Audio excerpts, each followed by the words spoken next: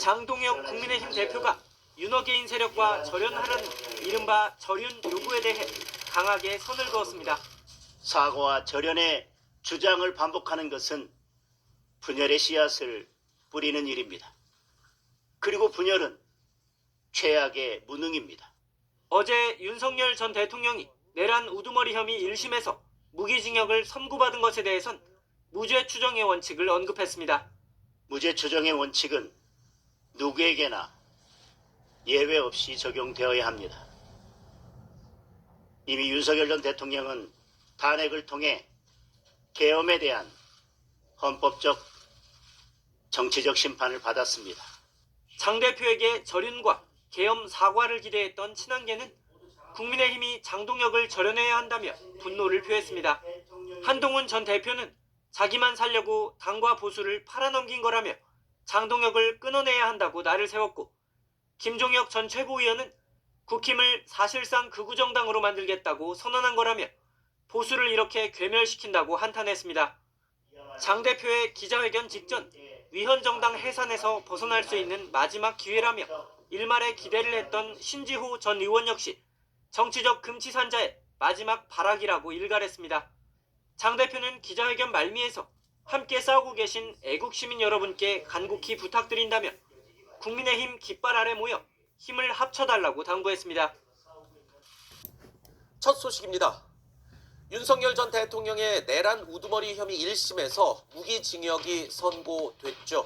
한덕수 전 총리, 이상민 전 장관에 이어서 윤석열 전 대통령 1심 재판부까지 모두 12.3 비상계엄에 대한 법적 판단을 내란으로 결론 내렸습니다.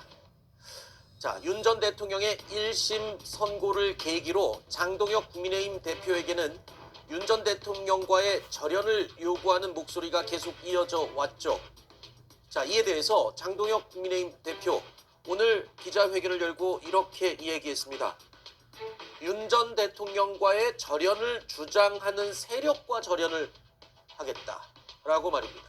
그리고 윤 전 대통령의 1심 결과에 대해서는 또 이런 입장을 오늘 밝혔습니다. 들어보시죠. 윤석열 전 대통령에게 무기징역이 선고되었습니다. 안타깝고 참담합니다. 국민의힘은 줄곧 계엄이 곧 내란은 아니라는 입장을 분명히 해왔습니다. 이는 우리 당만의 입장도 아니고 다수 헌법학자들과 법률 전문가들의 주장이기도 합니다. 그러나 1심 판결은 이러한 주장을 뒤집을 충분한 근거와 설명을 내놓지 못했습니다. 아직 1심 판결입니다. 무죄 추정의 원칙은 누구에게나 예외 없이 적용되어야 합니다. 자, 들으신 것처럼 장동혁 대표는요, 비상계엄이 내란이다라는 법원의 판단에 대해서 의구심을 제기한 셈입니다. 한 곳도 아니고 세 군데 재판부가 12.3 비상계엄은 내란이 맞다라고 인정을 한 상황이죠. 자, 이런 상황에서 판사 출신인 제1야당 대표 장동혁 대표가 이런 입장을 밝혔다. 어떻게 들으셨습니까? 저는 좀 황당하다 이런 말씀을 좀 먼저 드려야 될 것 같습니다. 장동혁 대표는 판사 출신 아니십니까? 법원이 3번 판단했고 헌법재판소까지 4번의 판단이 있었습니다. 그럼에도 불구하고 이 12.3 비상계엄이 내란이다라고 하는 부분에 대해서 여전히 인정하지 못하겠다, 이런 판단, 이런 말씀을 어떻게 국민께 하실 수 있는지. 지금 장동혁 대표는 국민을 바라보고 정치를 하는 게 아니라 윤석열 전 대통령 한 사람을 바라보고 정치를 하는 것이 아닌가, 이런 말씀을 좀 드려야 될 것 같고요. 그동안 민주당에서 국민의힘에게 내란을 옹호하는 정당이다 이렇게 비판을 해왔습니다. 그런데 이제는 그 비판마저도 바꿔야 될 것 같습니다. 이 정도면 국민의힘은 내란 정당이다 이렇게 비판을 추가해서 해드려야 될 것 같고요. 이제부터는 국민의힘을 위헌정당 심판 해산에 그건 대상으로 삼아야 되는 거 아니냐, 이런 얘기가 나올 수도 있을 것임을 명심해야 됩니다. 네. 지금 최소한의 반성과 사과를 기대했는데 그런 부분들이 없이 이렇게 국민의 눈높이와 너무나 동떨어진 말씀을 주셔서 실망스럽기 그지없다, 이런 말씀 드립니다. 네. 일단 변론의 기회는 잠시 후에 드리고요. 윤 어게인 진영에서는 윤 전 대통령을 지켜야 한다라고 요구하고 있습니다. 또 이 한편으로 소장파를 중심으로 한 절연 요구의 목소리도 나오고 있죠. 장동혁 대표는 어떤 입장을 정했을까요? 오늘 이렇게 말했습니다. 오늘 재판은 정치적인 재판입니다. 미국에서도 현재 가만히 있지 않을 것입니다. 국민의 대의원들도 나와서 윤 전 대통령 지키려고 목소리를 내야 되지 않겠습니까? 과거의 망령에 사로잡혀 있는 윤 어게인 세력과 즉각 절연하십시오. 더 이상 모호한 입장으로 국민을 기만해서는 안 됩니다. 우리는 이미 여러 차례 사과와 절연에 대한 입장을 발표했고 그에 따른 변화와 혁신의 노력도 지속하고 있습니다. 그럼에도 불구하고 사과와 절연의 주장을 반복하는 것은 분열의 씨앗을 뿌리는 일입니다. 자신들의 이익을 위해 대통령의 이름을 이용하는 세력, 대통령과의 절연을 앞세워 당을 갈라치게 하는 세력, 단호하게 절연해야 할 대상은 오히려 이들입니다. 자, 마지막 부분. 절연해야 될 대상은 윤 전 대통령과 절연하자고 주장하는 세력이다. 그러면 지금 윤 전 대통령과의 절연은 아니고 오히려 다른 대상을 지금 절연의 대상으로 얘기했습니다. 어제 판결문을 좀 종합적으로 보면요. 기존의 특검이 주장했던 것, 그리고 민주당이 주장했던 것과 조금 배치되는 부분이 분명히 있습니다. 그러니까 이 비상계엄 자체가 치밀하게 준비되지 않았고 물리력 행사를 최대한 자제했다. 이런 게 양형 이외에 있는데요. 장동혁 대표 같은 경우에는 그런 부분에 좀 더 주목을 한 것으로 보이고요. 오늘 입장을 전반적으로 보면 이미 이 비상계엄은 잘못됐고 탄핵 결정을 존중한다는 얘기를 수차례 했고 수차례 국민 여러분께 사과의 말씀도 드렸습니다. 그런 부분을 다시 한번 언급을 했어요. 네. 절연이라는 이 부분도 본인이 직접 언급을 하면서 이미 절연하겠다는 얘기를 했는데 네. 이런 주장을 지속적으로 하는 건 국민의힘을 과거에 묶어두는 것이다. 이런 기존의 입장을 반복한 게 아닌가 그런 얘기인가 싶고요. 그런데 이런 주장을 계속해서 국민의힘을 과거에 두는 것 그런 상황에서 이재명 대통령과 관련해서는 12계엄이 5개 재판을 받고 있는데 이런 부분에 대해서는 야당이 주목하지 않고 네. 국내 문제에서만 언급을 하는 것 이런 것은 오히려 단일 대우를 흐트러뜨리는 부분이다. 이런 주장을 한 것으로 보입니다. 네.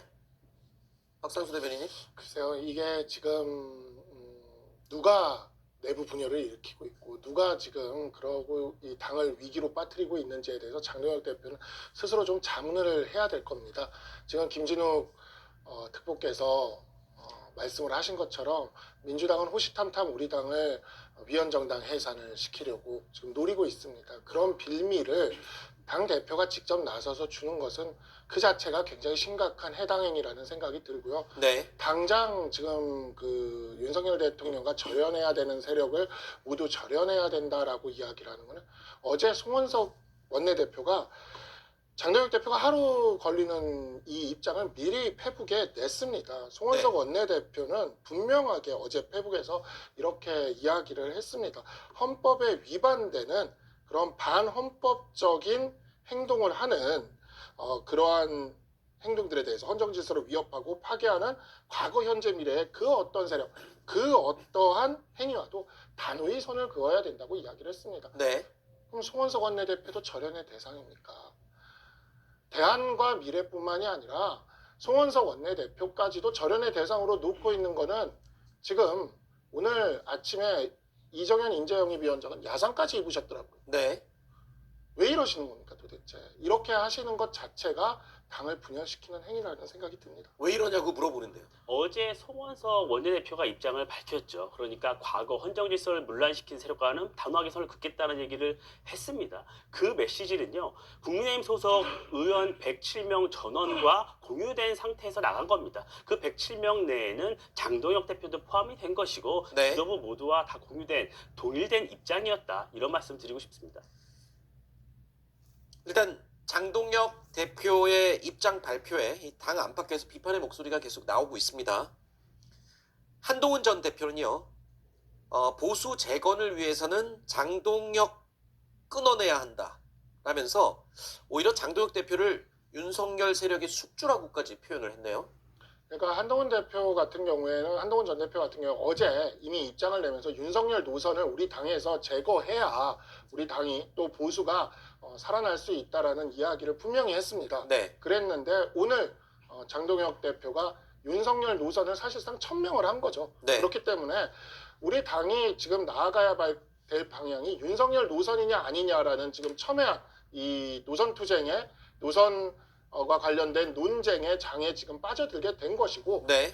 윤석열 노선을 따라가겠다는 건 위헌정당을 가겠다는 소리입니다. 그래서 그 부분에 있어서는 이제 장동혁 대표는 진짜 마지막 황금의 달이 하나 정도 남은 것 같습니다. 아하. 빨리 돌아오셔야 될 것 같습니다. 너무 같다. 지금 이렇게 판단을 하신 것 같은데 어제 이 법원의 1심 이 판결에서는요. 특히 눈에 띄는 부분이 하나 있었습니다. 재판부가 계엄 당시에 정치인 체포 명단이 실제로 존재했다라고 판단을 한 겁니다. 어젯밤 지난 계엄령 선포 당일에 윤석열 대통령이 주요 정치인들 등을 반국가 세력이라는 이유로 고교 후배인 여인형 방첩사령관에게 체포하도록 지시했던 사실, 그렇게 체포한 정치인들을 과천의 수감장소에 수감하려 했다는 구체적인 계획이 있었던 것도 파악되었습니다. 피고인 김용현이 여인영에게 14명의 구체적 체포 대상자 명단을 불러준 것은 사실로 인정됩니다. 국회의장 우원식, 야당 대표 이재명, 한동훈 등을 우선하여 체포, 구금해서 수방사 비원 벙커로 이송한다는 임무를 부여받은 것으로 당시에 한동훈 전 국민의힘 대표가 이 체포 계획이 있었다는 사실을 폭로를 했었죠. 그 당시에 아주 큰 파장이 일었는데, 그리고 그 체포 명단에 본인 이름이 있었고 대상이었습니다. 자, 그렇기 때문에 사실 지금 정계 복귀를 예고한 상태에서 한동훈 전 대표 입장에서는 뭐 지금이 존재감을 드러낼 수 있는 딱 좋은 명분이 생겼습니다. 그럴 수 있습니다. 어떻게 보면 내란 우두머리죄 혐의 사건에서 사실상 내란죄가 인정이 되는 결과가 나오지 않았겠습니까? 네. 물론 1심 단계이긴 하지만 법원의 판단이 나왔죠. 내란 사건에서 국민의힘 내부에서는 한동훈 전 대표의 경우에는 국회 계엄 해제 표결에 동료를 하는 그런 모습을 보였기 때문에 일정 네. 부분 지분을 가질 수가 있는 그런 상황이기도 합니다. 법원의 판단까지 나왔기 때문에 본인이 그동안 주장했던 부분들이 일정 부분 다 사실로 확인되고 있는 그런 부분도 있죠. 네. 그렇지만 이미 당 내에서는 제명이 된 상황이고 당 내에 한동훈계로 분류가 되는 의원들의 수가 상대적으로 미약해 보이는 부분도 분명히 있습니다. 그렇기 때문에 다음 지방선거에서 어떠한 역할, 그럼 보궐선거에서 어떠한 역할, 그 보궐선거를 통해서 국회에 진입을 하는 그러한 결과를 얻지 못한다면 한동훈 전 대표가 이번 그 선거 이후에 국민의힘 내부에서 어떠한 역할을 맡을 수 있을지는 좀 의문이 아닌가 생각이 드는 것이고요. 네. 그렇기 때문에 이번 지방선거와 보궐선거에서 반드시 본인이 다시 한번 제기할 수 있는 그런 역할을 맡은 것이 가장 중요한 그런 부분이 아닌가라는 말씀을 드리고 싶습니다. 알겠습니다.